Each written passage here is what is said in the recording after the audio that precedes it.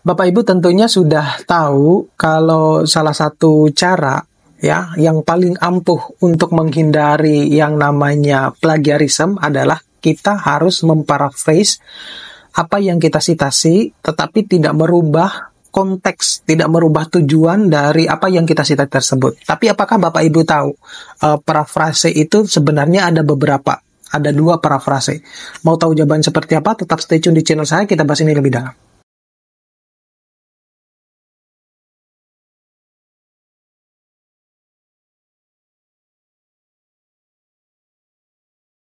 Assalamualaikum warahmatullahi wabarakatuh. Kembali lagi dengan saya di channel saya.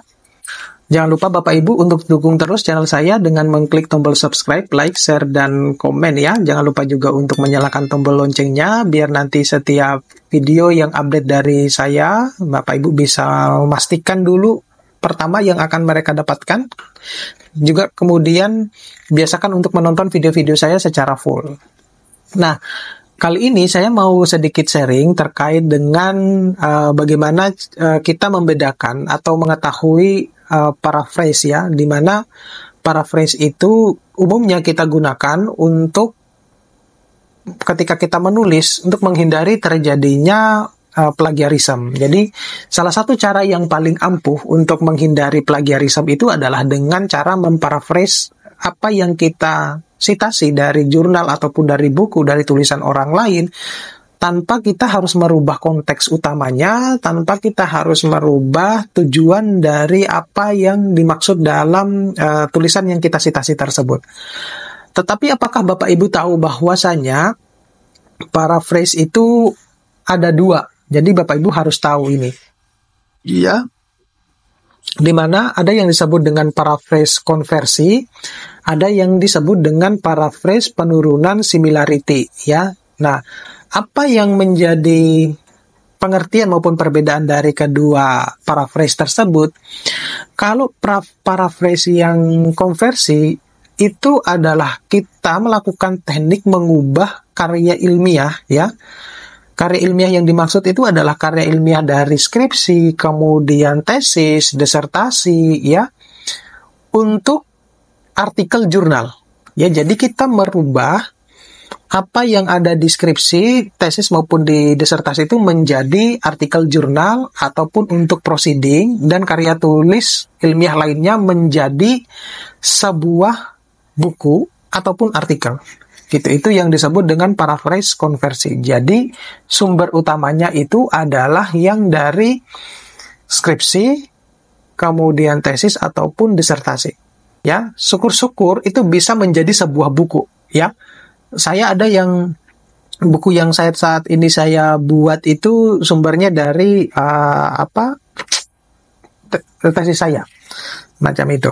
Kemudian, bagaimana caranya kita merubah? Merubahnya itu adalah mengubah struktur katanya, kemudian kalimatnya, dan paragraf dari sumber tulisan tanpa mengubah makna aslinya. Jadi, karena itu adalah hasil karya kita sendiri, ya, bukan karyanya orang lain ya. Karena kalau kita buat skripsi kan skripsi kita sendiri, tesis kita sendiri, disertasi kita sendiri, sehingga kita hanya cuma merubah struktur katanya, kalimat, dan paragraf dari sumber tanpa mengubah makna aslinya. Jadi ini terbilang cukup ringan dibandingkan dengan jenis paraphrase yang lain, semacam itu. Jadi kalau kita mau misalnya buat buku nih dari hasil skripsi, tesis, maupun disertasi, itu gampang banget gitu. Nanti kapan-kapan saya akan buatkan video bagaimana caranya kita membuat buku dari skripsi ataupun dari tesis maupun disertasi, tapi semuanya karya kita sendiri, bukan misalnya ini karyanya mahasiswa bimbingan kita, enggak, bukan semacam itu. Bisa juga sih sebenarnya yang semacam itu, tetapi atas dasar satu, kita punya izin dengan yang bersangkutan, kemudian yang kedua, kita sebagai bisa sebagai penulis anggota ya, sebagai penulis anggota. Nah, lalu bagaimana dengan paraphrase penurunan similarity? Kalau paraphrase penurunan similarity itu adalah teknik kita menulis ulang sebuah referensi dengan tujuan untuk menurunkan angka similaritas di Turnitin ataupun di tools-tools cek plagiarisme yang lain. Nah, di sini saya sebutkan yang Turnitin karena yang paling populer itu yang di Indonesia yang menggunakan Turnitin, padahal di alat-alat yang lain itu banyak gitu. Nah, jadi kalau kita misalnya contohnya itu kalau kita misalnya mengecek artikel kita ya sebelum kita publish, di situ kan ada banyak warna yang muncul gitu ya, tergantung dari seberapa banyak kita mensitasi tulisan orang lain sehingga berpotensi terjadinya kesamaan similar ya antara tulisan kita sama tulisan yang lain. Nah, di video yang lain ataupun di alat-alat yang lain itu adalah kita seringkali kita menggunakan alat tools yang lain untuk memparaphrase ya, untuk memudahkan. Tetapi itu bagi saya itu kadang tidak make sense gitu antara kalimatnya gitu, tidak nyambung gitu ketika dibaca, terutama yang berbahasa Indonesia gitu. Kadang tidak make sense. Jadi kita perlu harus usaha keras lagi gitu. Itu tergantung personal masing-masing. Tetapi saya lebih suka merubahnya secara mandiri gitu, bukan menggunakan alat bantu ya yang lain gitu. Kecuali dengan kondisi misalnya pada kondisi saya sudah buntu nih gitu. Nah, baru kadang saya menggunakan alat bantu yang lain gitu.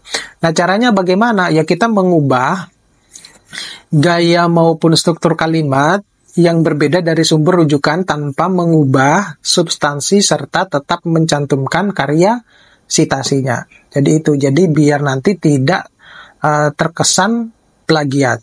Jadi Bapak Ibu, yang terpenting itu adalah kalau kita menggunakan parafrase penurunan similarity, itu adalah kita tidak boleh mengubah substansi serta kita tetap harus mencantumkan sumber sitasiannya gitu. Itu yang harus diperhatikan gitu. Jadi ada kalanya ketika misalnya ya kayak seperti ada beberapa sih yang saya temui ketika saya menjadi reviewer itu, saya lihat kadang sitasiannya tidak dicantumkan di situ, tetapi di referensinya ada. Nah, itu yang kadang fatal gitu. Oke, mudah-mudahan ini bisa bermanfaat. Jangan lupa untuk dukung channel saya dengan mengklik tombol subscribe, like, share, dan komen. Biasakan juga untuk menonton video-video saya secara full. Terima kasih. Saya akhiri. Assalamualaikum warahmatullahi wabarakatuh.